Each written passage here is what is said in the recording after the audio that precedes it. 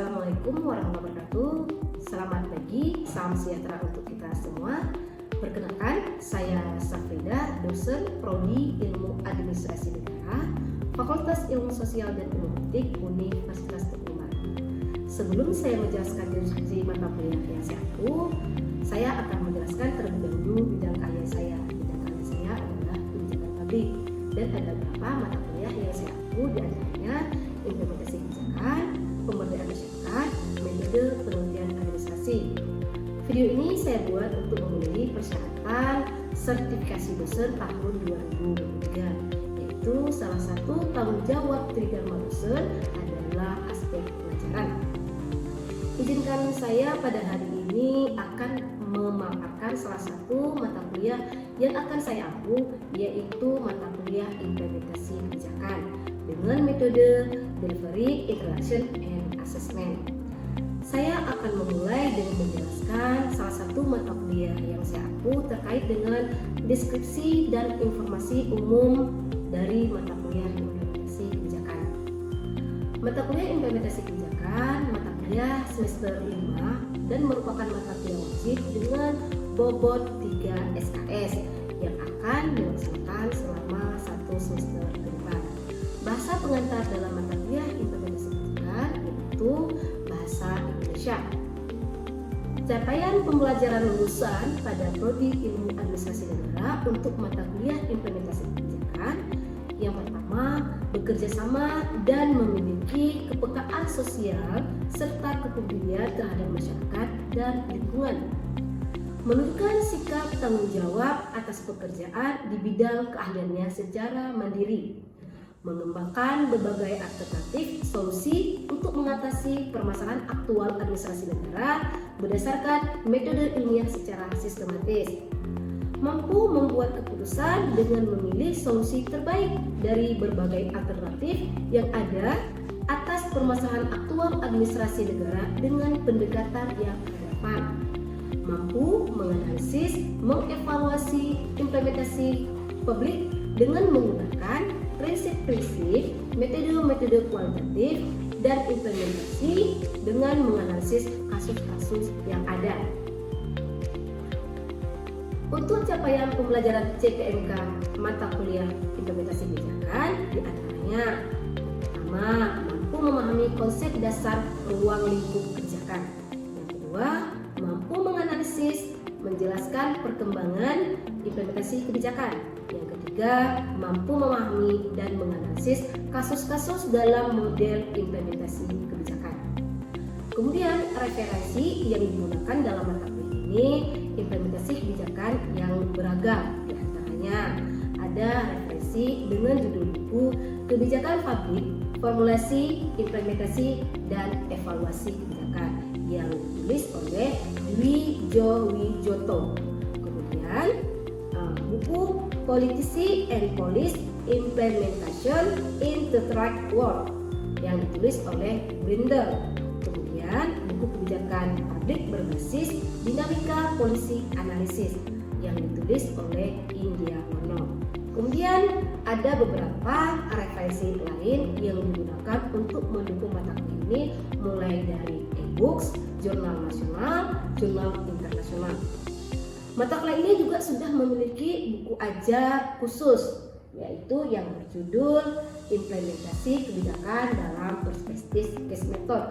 Buku ini saya susun bersama dengan tim dan di dalamnya itu sudah lengkap dengan RPS. Buku ini memiliki SMSBN, kemudian yang diterbitkan oleh SIP Publishing Jawa Tengah. Kemudian dalam mengajar mata kuliah implementasi kebijakan, saya juga memiliki buku referensi hasil penelitian terkait dengan implementasi kebijakan publik di masa pandemi COVID. Dalam buku ini menjelaskan kasus-kasus terkait dengan implementasi kebijakan. Kemudian sistem pembelajaran mata kuliah implementasi kebijakan menggunakan metode pembelajaran aktif yang mengutamakan peran dan keaktifan mahasiswa dalam proses pembelajaran kolaboratif, demokratif, diskusi kelompok, dan pemecahan masalah ataupun studi kasus. Mata kuliah ini terdiri dari 16 pertemuan. Pertemuan pertama, mahasiswa memahami terkait dengan materi dengan kebijakan publik. Yang kedua, pertemuan itu memahami proses pembuatan kebijakan. Pertemuan ketiga itu menjelaskan konsep implementasi kebijakan. Pertemuan ketiga menjelaskan perkembangan studi implementasi.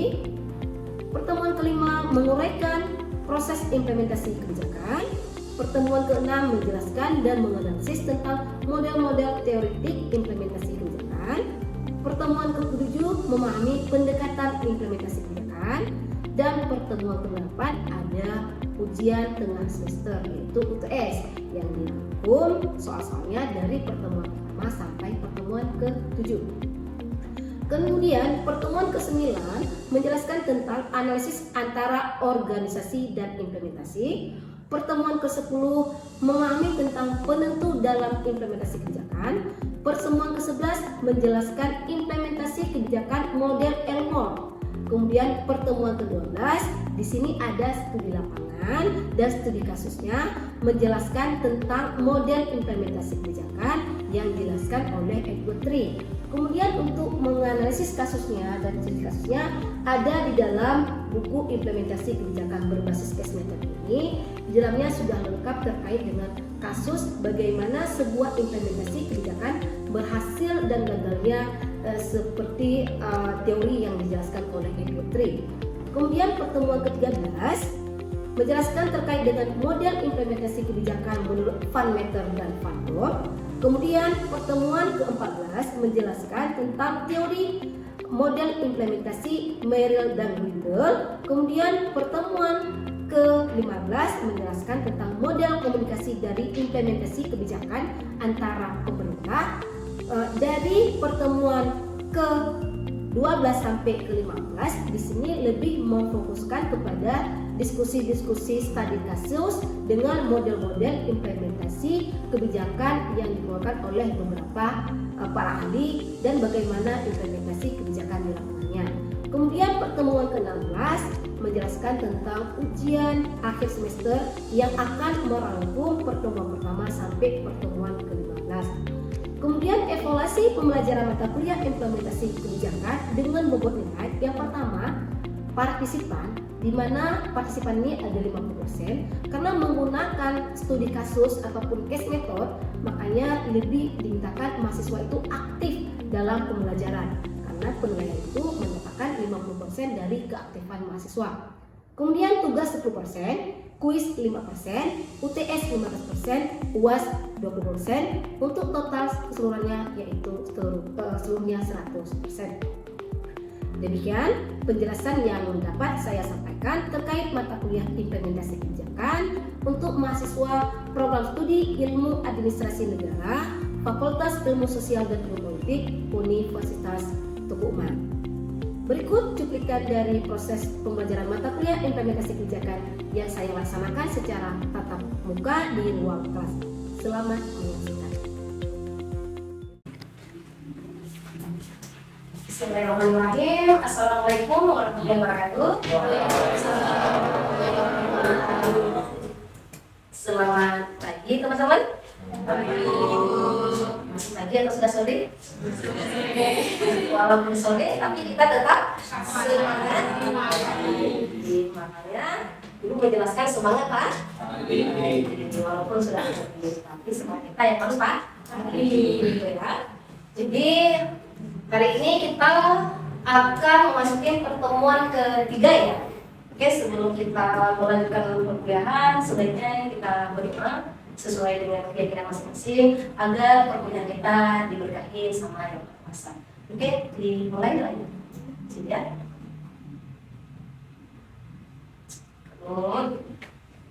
Apa yang ada? Ya, doanya semoga diberikan kelancaran kita mendapatkan ya. Pertemuan ketiga kita akan menjelaskan terkait dengan implementasi kebijakan. Oke, pertemuan pertama, kedua, itu sudah menjelaskan kebijakan publik ya, bagaimana sebuah kebijakan publik. Kira-kira siapa nih yang masih ingat apa sih kebijakan publik? Apa sih kebijakan?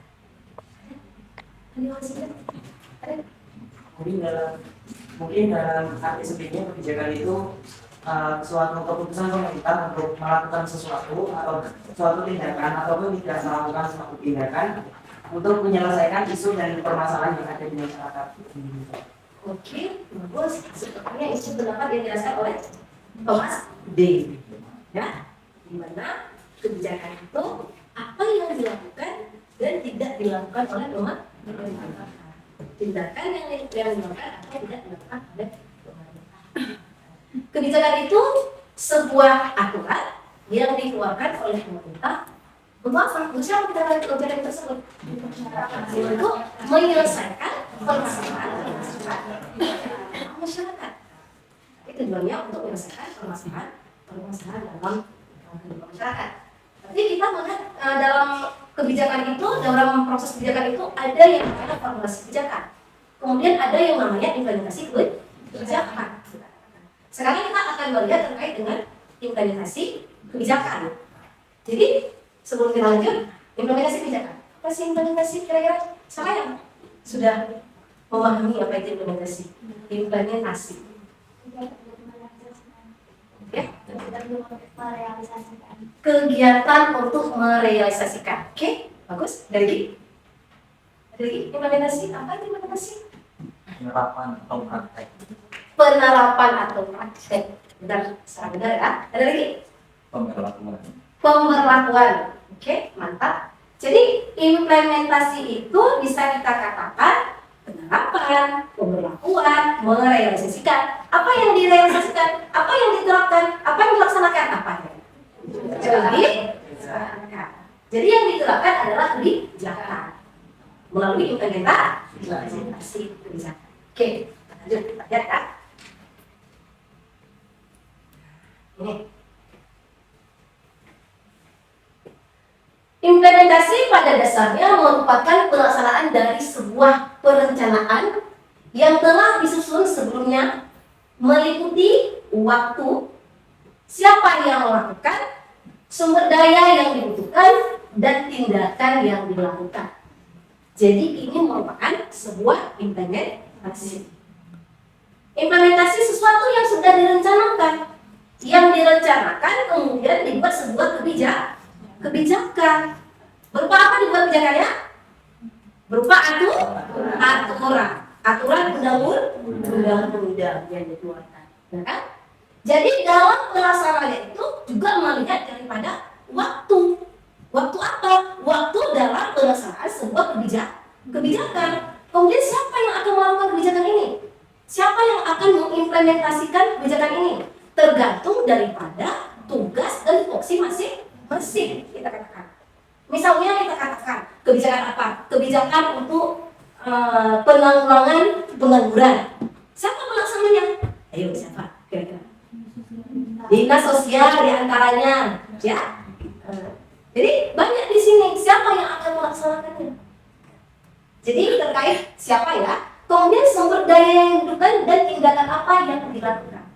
Sumber daya itu untuk menanggulangi kemiskinan atau pengangguran itu apa yang dibutuhkan? Problem apa yang dibutuhkan? Sumber daya apa yang dibutuhkan? Yang diantaranya mungkin ada finansial di situ, ya kan? Kita katakan. Kemudian apa yang akan dilakukan? Apa yang akan dilakukan untuk menanggulangi pengangguran misalnya? Oh, misalnya pemerintah memberikan sebuah program, contoh ya, memberikan sebuah program pelatihan mungkin untuk para pengangguran. Jadi itu harus dilihat dalam implementasi. Dalam sebuah kebijakan itu harus dilihat. Bukan berarti sebuah kebijakan itu dibuat, ya udah pemerintah mau kerja tidak. Tapi dilihat waktunya, siapa pelaksananya, dan sumber daya yang digunakan. Sehingga proyek itu nanti bisa berhasil. Oke, di sini ya. Sekarang kita lihat kebijakan ini bagaimana sebuah implementasi kebijakan itu gagal atau berhasil. Kita lihat dari teori Edwards. Udah pernah dengar teori Edwards? Teori Edwards, nanti boleh dibaca-baca ya. Lihat teori Edwards. Apa yang beliau katakan? 4 faktor sebagai sumber masalah sekaligus sebagai awal dari keberhasilan proses implementasi yang terjadi. Jadi keberhasilan atau kegagalan dari sebuah kebijakan bisa dilihat dari 4 faktor. Tapi ini yang kita kenal dua, Nanti Pak Peter mengatakan lagi. Tergantung dari temannya. Jadi teori ini memang sering digunakan, kita katakan sering ya, kita gunakan. Apa yang menjadi implementasi kebijakan itu berhasil atau tidaknya? Yang pertama bisa lihat dari komunikasi. Kira-kira apa itu komunikasi? Dan kenapa ya komunikasi itu menjadi hal yang penting dalam kebijakan? Siapa yang bisa memberikan pendapat? Apa itu komunikasi?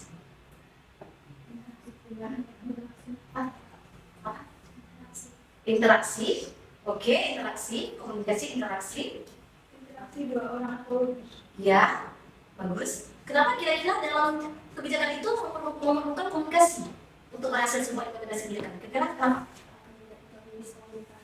Ya, agar tidak terjadi miskomunikasi. Karena komunikasi merupakan kita katakan dalam sebuah program adanya interaksi ya tadi ya.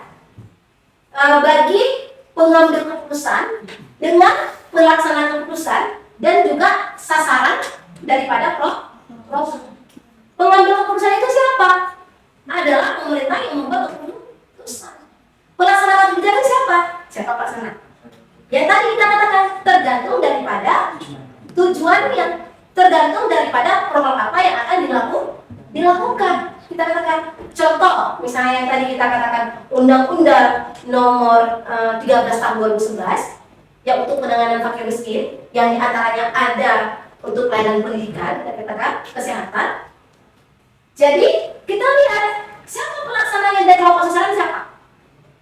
Pada saat dibuat sebuah kebijakan harus dilihat siapa sasaran. Sasaran itu apa sih sasaran itu? Target. Target siapa targetnya? Ya kan? Oh targetnya ini masyarakat. Masyarakat apa? Masyarakat miskin. Misalnya contoh tadi untuk penanggulangan untuk meningkatkan pendidikan. Berarti bagi masyarakat yang kurang mampu dalam pendidikan sehingga diberikan beasiswa. Kita katakan itu merupakan kelompok sasaran. Kemudian dalam implementasi dalam kebijakan ini, kenapa komunikasi menjadi penting? Karena harus memahami secara utuh terkait dengan kebijakan yang dibuatkan. Kita katakan baik dari kita katakan historisnya, filosofisnya, latar belakangnya. Jika misalnya seseorang tidak mengetahui akan historis daripada kebijakan yang dikeluarkan oleh pemerintah, takutnya nanti salah sasaran. Ya kan? Misalnya kita katakan pemerintah membuat program memberikan ternak sapi kepada masyarakat, misalnya nih ya, diberikan kepada masyarakat yang daerah pesisir. Bisa nggak? Bisa nggak? Kurang tepat dengan apa? Kenapa kurang tepat ya? Tidak sesuai lahan. Ya, karena tidak sesuai lahannya. Jadi sebuah kebijakan itu harus diketahui filosofisnya itu dibuat kebijakan itu. Oh, ini membuat kebijakan untuk pemberdayaan masyarakat pemberdayaan masyarakat ternak misalnya. Otomatis diberikan kepada daerah-daerah yang strategis yang ada hal-hal untuk ternak. Ya kan? Gitu. Jadi harus dilihat filosofisnya. Oh, ini memberikan misalnya kita katakan untuk program pencegahan gizi buruk misalnya tadi, kesehatan, stunting. Berarti itu dilihat daerah-daerah yang memiliki jumlah stuntingnya tinggi. Ya kan? Jangan sampai nanti ke daerah yang stunting itu diberikan nanti program lain lagi. Makanya dibutuhkan sesuatu yang utuh, pemahaman yang utuh, komunikasi yang baik. Kemudian pada saat implementasi itu harus ada komunikasi yang baik. Itu bagaimana? Menjelaskan program tersebut. Oh, tujuannya apa? Bapak Ibu, ini ada program beasiswa dari pemerintah untuk membantu biaya pendidikan anak Bapak Ibu misalnya. Tapi ini benar-benar harus kuliah mendapatkan IPK yang baik misalnya, dan memberi kontribusi untuk negara. Jadi dijelaskan, semuanya itu dijelaskan sebuah kebijakan yang akan dikeluarkan. Oke ya. Kemudian dalam implementasi kebijakan ada sumber-sumber yang dibutuhkan. Sumber-sumber yang dibutuhkan, misalnya kita katakan apa sumbernya? Otomatis untuk melaksanakan membutuhkan jumlah staff. Jumlah itu juga bukan hanya dilihat daripada kualitas pelaksana, tapi juga dilihat daripada kuantitas.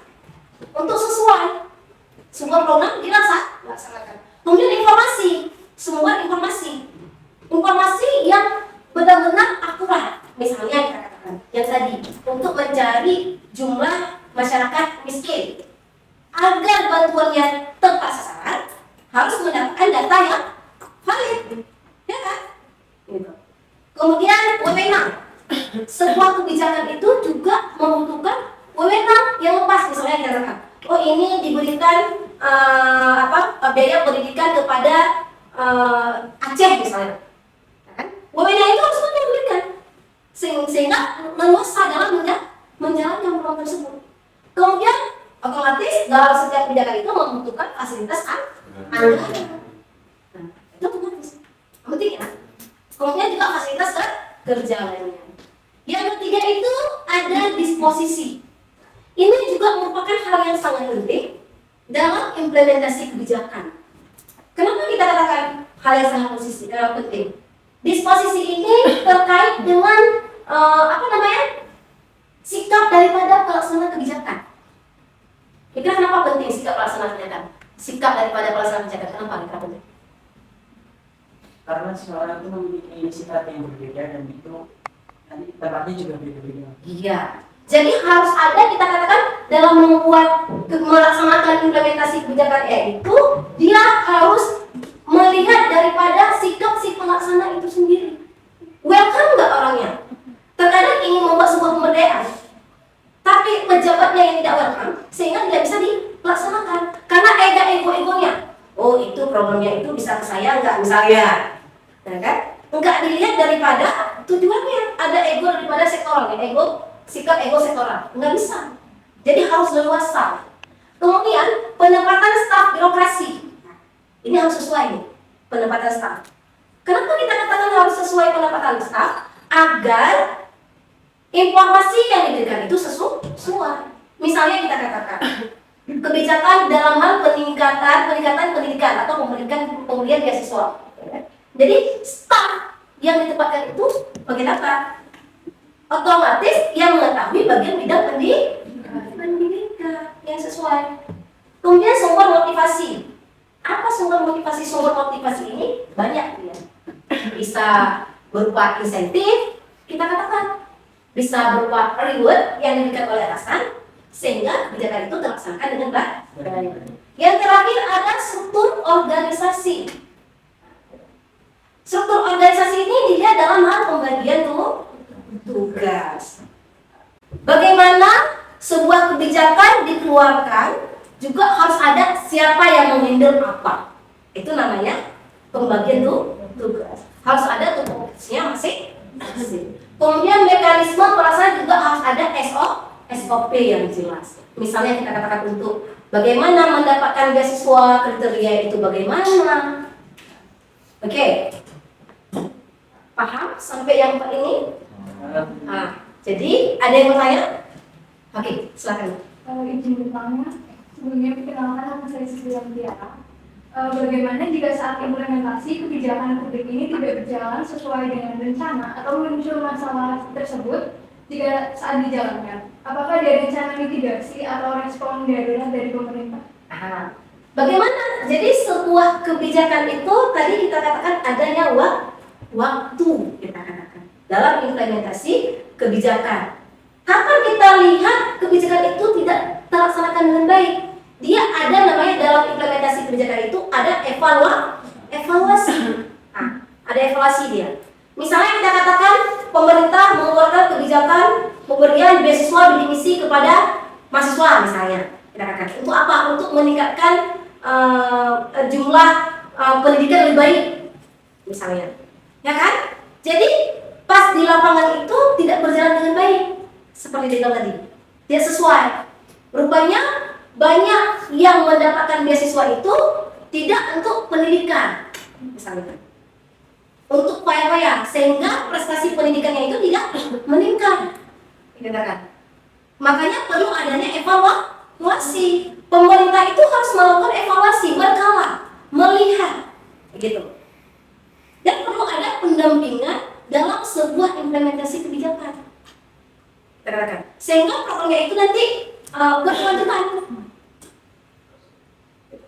Ya, paham nggak? Paham kira-kira? Kalau nggak paham boleh ditanyakan lagi. Jadi adanya evaluasi dari pemerintah. Dari materi yang disampaikan tadi, siapa yang mau ambil kesimpulan? Apa yang dijelaskan dalam implementasi ini? Miss?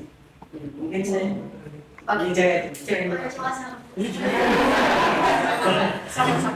Jadi implementasi merupakan pelaksanaan dari sebuah perencanaan yang pastinya perencanaan tersebut ditujukan untuk mencapai tujuan yang telah ditentukan oleh kebijakan. Oke, dan sekarang ya mungkin tadi juga dijelaskan bahwa untuk penerapan implementasi itu dari beberapa ahli itu memiliki hasil akhir yang berbeda-beda. Ada yang berfokus pada untuk mencapai tujuan, ada yang berfokus untuk menganalisis dampak, ada yang berfokus juga untuk mendapatkan output yang diinginkan dalam penerapan implementasi kebijakan tadi. Terus juga disebutkan bahwa terdapat faktor-faktor sumber masalah dalam proses implementasi menurut Edward tadi, seperti komunikasi, sumber-sumber, terus ada disposisi dan juga dari struktur organisasinya. Oke, terima kasih. Sangat bagus kesimpulannya ya, untuk 3 kesimpulan yang kita dapatkan, sehingga kalian bisa memahami ya apa yang Ibu jelaskan pada hari ini. Kemudian dalam mata kuliah implementasi kebijakan ini merupakan mata kuliah yang ada case methodnya. Case methodnya itu berarti ada menganalisis kasus-kasus. Nah, gitu. Jadi dari teori implementasi kebijakan dari Edward tadi, kemudian ada tugas buat kalian menganalisis bagaimana terkait dengan implementasi yang dijelaskan teori Edward dengan implementasi yang dikeluarkan oleh pemerintah, sebuah kebijakan ataupun program yang dikeluarkan oleh pemerintah. Itu boleh dilihat dari tingkat pusat, dari tingkat daerah, atau dari tingkat lokal, dari manapun boleh dilihat. Tapi nanti dilihat kebijakan tersebut berhasil atau gagal. Di saat kita katakan berhasil, apa yang membuat berhasil? Apakah dari 4 faktor itu dilaksanakan dengan baik? Dari komunikasi, sumber-sumber, disposisi, sama struktur organisasi. Jika gagal, juga dilihat dari 4 faktor tersebut. Apa yang menyebabkan gagal? Mungkin misalnya kita katakan ada kebijakan persampahan misalnya gagal, tidak terlaksanakan dengan baik. Karena kenapa? Terbatasnya sumber-sumber misalnya. Misalnya sumber-sumber kita lihat, ya. Sumber apa? Mungkin sumber daya. Mulai dari kita katakan tidak ada tempat penampungan sampah, tidak ada tempat pengolahan sampah, kita katakan yang baik, ya kan? Sehingga kebijakan pengelolaan sampah tidak semakin dengan baik. Itu contohnya. Tapi masih banyak kebijakan-kebijakan yang lain yang kita lihat apakah berhasil atau tidak gagal dari teori Edward Tree.